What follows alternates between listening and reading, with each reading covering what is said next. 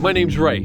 This scene from Dude and a Shark posed a few unique compositing challenges, so I thought why not? I would go ahead and walk you through its evolution and share with you how I approached building it.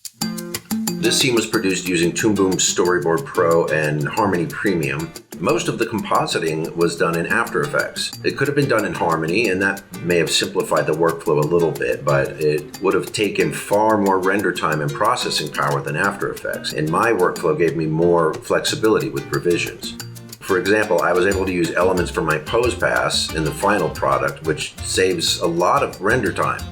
Additional effects like motion blurs are much easier to review and render faster when you're using After Effects. One of the main characters in Dude and a Shark is a morally questionable great white shark named Ray.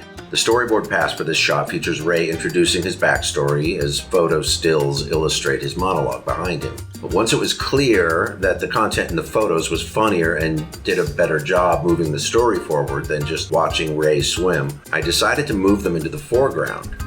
On the layouts pass, I decided to add a little animation to the photos, which meant retiming their appearance to improve on the staging and keep your eyes on the action.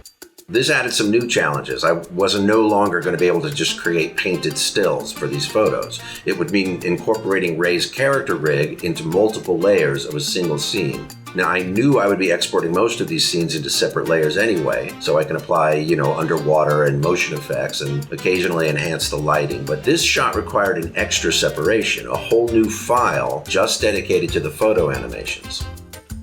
I built a dedicated pose layout for these inserts and created an After Effects composition where I could separate and control their timing using time remapping. Now I could do a rig pose pass and easily swap the updated clip into my After Effects composition. I even added 3D motion to the effect and monotone colorization to give these images a little more personality. Next was the animation pass, and I could have done the same swap, but I realized I wanted to see a little more color on the characters. Maybe not full saturation, but something to help them pop over the rest of the image. This meant separating the characters from the backgrounds, but it's not a straight separation. Certain character elements are layered between the background elements, so I couldn't just throw a character on top of it. I would need to do some careful masking. The first step was using background elements to mask out pieces of the character. This follows, the old school cut line approach to animation. But some character elements needed to play in front of the background. This meant duplicating some drawing substitutions like fins and putting everything on the drawing's overlay art layer, and then isolating that layer to appear in front of everything else. It also meant reassigning some already existing overlay elements to a drawing's other art layers. This is a process not only every Harmony compositor should know, but animators should also be familiar enough with it to manage it.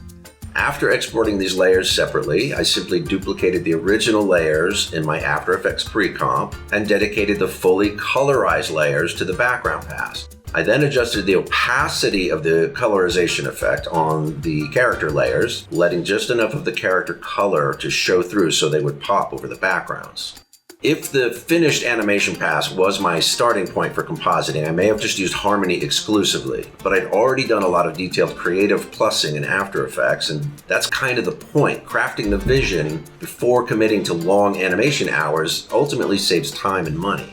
For example, much of Ray's lip sync was no longer necessary once the photos were moved to the foreground. And these color choices could still be quickly changed in After Effects, whereas Harmony would have required more testing and render time. Staying flexible within your creative revisions is a good way to avoid scope creep. My name's Ray. I was one of the biggest black market meat distributors in the Gulf. I made a ton of money supplying local restaurants and markets with ill-gotten man flesh. So that's it. That's how the scene came out. I hope you enjoyed it and maybe learned something, and I'll try to keep posting more Dude and a Shark clips